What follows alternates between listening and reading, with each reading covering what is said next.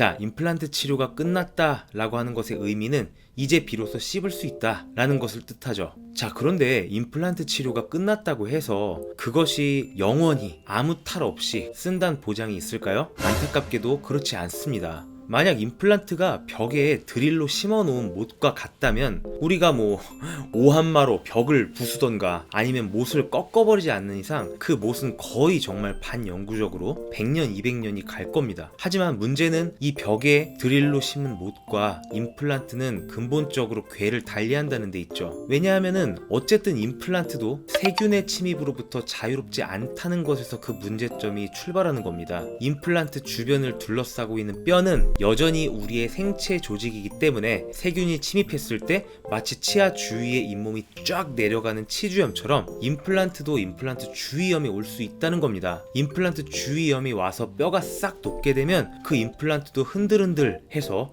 결국은 빠질 수밖에 없다는 얘기죠. 임플란트 치료가 끝났다고 해서 영원히 괜찮을 거야 라고 지내신다면 3년, 5년 이내에 임플란트가 탈이 나서 정말 운이 없으면은 다시 아프게 재수술을 해야 하는 경우도 반드시 생길 수 있다는 것을 아시고 임플란트 검진을 등한시하셔서는 안 됩니다. 자, 그러면 오늘 영상의 핵심, 그럼 검진 때마다 우리가 임플란트 탈이 나지 않기 위해서 체크해야 되는 가장 중요한 두 가지가 무엇일까요? 바로 첫 번째로 임플란트 주위염의 증상을 보이고 있지는 않은지를 먼저 체크하셔야 될 겁니다. 임플란트 주위염은 살에서부터, 즉 임플란트를 둘러싸고 있는 뼈와 살이 있으면 살에서부터 염증이 시작돼서 그것이 방치될 경우에 주위 뼈를 싹 녹이는 것으로 이어지게 됩니다. 따라서 뭔가 임플란트 주변이 좀 부은 것 같다라는 느낌이 났을 때는 즉시 치과로 내원을 해서 임플란트 주위염이 진행 중이지 않은지를 체크를 하셔야 될 겁니다. 우리 치아는 치주인대로 치조골에 연결되어 있기 때문에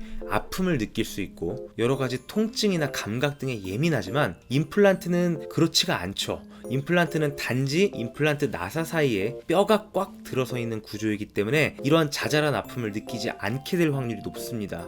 따라서 이미 아파서 씹지 못하겠어요 라고 할 때면 치과에서 엑스레이를 찍었을 때 이렇게 불길한 사인, 임플란트를 바로 제거해야 되는 그런 손을 쓸 수 없는 단계까지 와 있으실 확률이 매우 높습니다. 하지만 우리가 검진을 올 때마다 치과 의사가 봤을 때 임플란트 주위 살이 부어있든지 아니면 엑스레이를 찍었을 때 뼈가 조금씩 내려가는 것이 보인다면 얼른 그 단계에서 우리가 조치를 취하게 되면 임플란트 재수술을 하는 것을 막게 될 확률이 매우 높아지게 됩니다. 따라서 잇몸의 상태, 건강도, 그리고 엑스레이 사진을 남겨놔서 내 뼈의 변천사가 어떻게 되는지, 주위 뼈가 안정되어 있는지를 체크하는 것은 임플란트를 오래 쓰는데 아주 중요한 우리가 체크해야 될 사항이라고 볼 수 있겠습니다.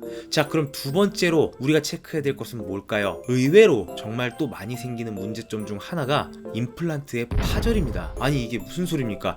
임플란트 굉장히 단단한, 무쇠처럼 단단한 거 아닌가요? 라고 생각하실 수 있는데 그렇지 않습니다. 임플란트의 파절 사례는 굉장히 많이 꽤 우리 생각보다 자주 보고가 되고 있고요. 이 임플란트가 파절되기 전에 어쩌면 임플란트의 나사가 자꾸 풀려서 임플란트의 머리가 흔들거리는 증상으로 우리에게 경고를 줄 수 있습니다. 따라서 치과에 정기적으로 내원을 하셔서 그런 나사가 풀려있지는 않은지, 그리고 그 나사를 풀리게 한 힘이 왜 생겼는지를 우리는 고민을 해야 되는 겁니다. 우리 치아나 임플란트나 공통적으로 수직으로 작용하는 힘에는 매우 강합니다. 하지만 이렇게 측방으로 가해지는 힘에는 굉장히 약하게 되는데, 교합 간섭이라고 해서 치아 우리가 씹을 때 이렇게만 씹는 게 아니라 이렇게 씹을 때 닿아서는 안 되는 부분이 닿거나 아니면 특정 부분이 너무 과하게 닿게 되면 그것은 임플란트 나사가 풀어지거나 부러지게 하는데 그것을 촉진하는 요소로 작용할 수 있게 됩니다. 임플란트 나사가 부러지면 어떻게 하냐고요?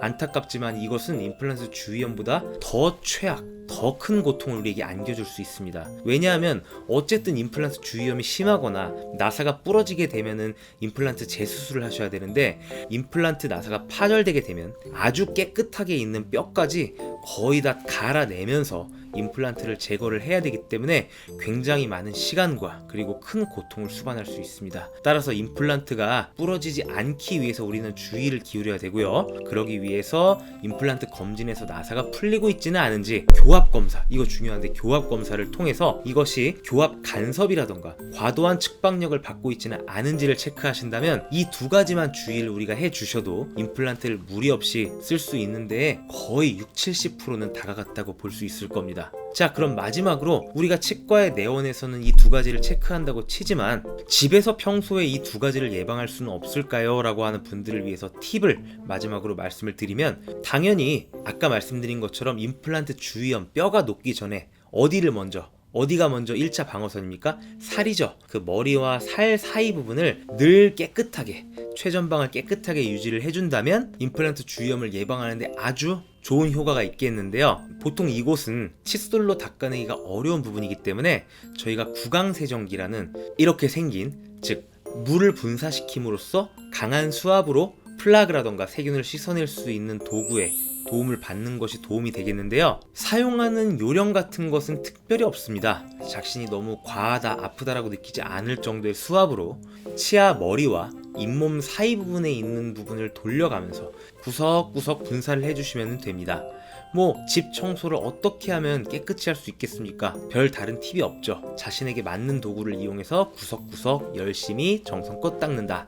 이것처럼 구강세정기를 위해서 임플란트 주변의 잇몸들을 평소에 깨끗이 관리해주면 이것은 잇몸 마사지 효과도 있기 때문에 잇몸 살의 염증이 시작되는 것을 막아주는데 큰 도움을 줄 수 있을 겁니다. 임플란트가 부러지는 것을 막아주기 위해서는 아까 말씀드린 것처럼 치과에서는 교합 조정을 통해서 이 임플란트의 가해진의 힘을 조절할 수 있고, 평상시 우리가 먹는 식습관을 통해서 우리는 조절할 수 있을 텐데, 당연히 질기고 단단한 음식은 너무 무절제하게 드시지 않는 것이 좋겠죠. 또한 이것을 드실 때 측박력에 약하다라는 것에 주안점을 두고 이렇게 질겅질겅 옆으로 맷돌처럼 갈아서 드시지 마시고 정자세로 꾹꾹 씹어서 드신다면 임플란트의 힘이 무리하게 가해지지 않게 될 겁니다. 그러면 또 이러시는 분들이 있어요. 아니, 이거 씹으려고 임플란트를 했는데 내가 원하는 것도 못 먹으면 어떡합니까? 라고 하시는데, 그럴 때는 이 말씀을 생각하시면 쉽습니다. 우리가 위가 안 좋아서 내과에 갔을 때 자극적이고 맵고 짠 거 드시지 마세요 라고 하면 어떻게 하세요? 네 하고 수긍하시죠? 마찬가지입니다.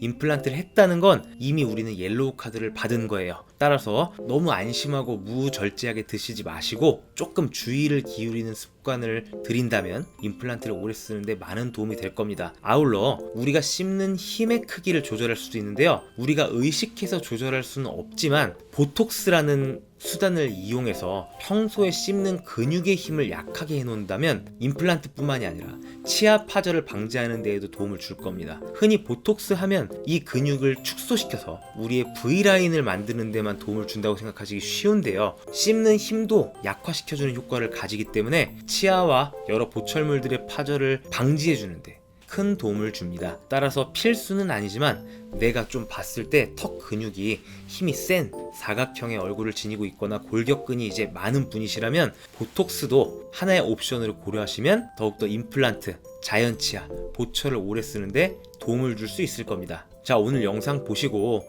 임플란트 하면서 너무 고생 많이들 하셨으니까 이 임플란트도 절대 영원한 것이 아니다. 얼마든지 탈이 날 수 있다는 것을 염두에 두시고 정기검진 그리고 일상생활에서 노력한다면 임플란트 수술을 다시 해야 되는 속상한 일을 대폭 줄일 수 있다 라는 것을 알아주셨으면 좋겠습니다.